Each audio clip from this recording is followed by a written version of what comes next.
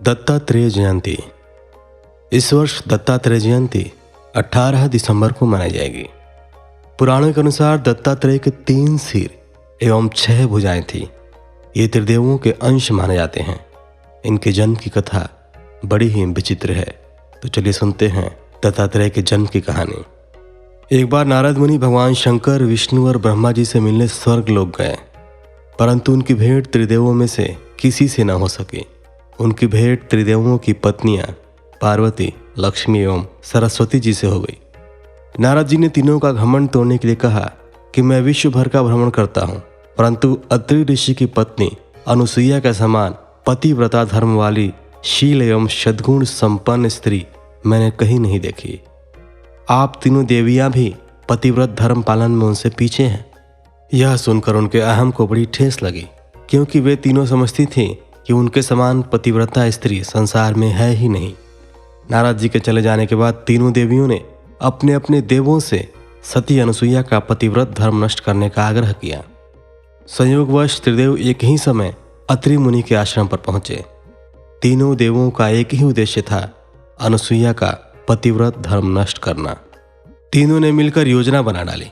तीनों देवों ने ऋषियों का वेश धारण कर अनुसुईया से भिक्षा मांगी। भिक्षा में उन्होंने भोजन करने की इच्छा प्रकट की।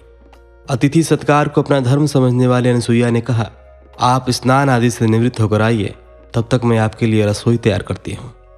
तीनों देव स्नान करके आए तो अनुसुईया ने उन्हें आसन ग्रहण करने को कहा। इस पर तीनों देव बोले, हम तभी आसन ग्रहण कर सकते हैं जब तुम प्राकृतिक अवस्था में बिना कपड़ों के हमें भोजन कराओगी। अनुसुईया के तन बदन में आग लग गई, परंतु पतिव्रत धर्म के कारण वह त्रिदेवों की चाल समझ गई। अनुसुईया ने अत्रि ऋषि के चरणोदक को त्रिदेवों के ऊपर छिड़क दिया। इससे त्रिदेव छोटे छोटे बालकों के रूप में बदल गए। तब सबको उनकी शर्त के मुताबिक अनुसुईया ने भोजन कराया तथा पालने पर उन्हें अलग अलग झुलाने लगी। काफी समय बीत जाने पर भी जब त्रिदेव नहीं लौटे तो त्रिदेवियों को चिंता होने लगी। त्रिदेवियां त्रिदेवों को खोजती हुई अत्रि ऋषि के आश्रम में पहुंची और सती से त्रिदेवों के बारे में जानकारी करने लगी। अनुसुईया ने पालनों की ओर इंगित करके कहा कि तुम्हारे देव पालनों में आराम कर रहे हैं, अपने अपने देव को पहचान लो। परंतु तीनों के चेहरे एक से होने के कारण वे न पहचान सकें। लक्ष्मी जी ने बहुत चालाकी से विष्णु को पालने से उठाया तो वे शंकर निकले। उस पर उनको बड़ा उपहास सहना पड़ा।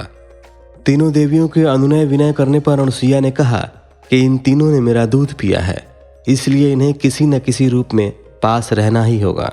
इस पर त्रिदेवों के अंश से एक विशिष्ट बालक का जन्म हुआ, जिसके 3 सिर तथा 6 भुजाएं थी। यही बालक बड़ा होकर दत्तात्रेय ऋषि कहलाए।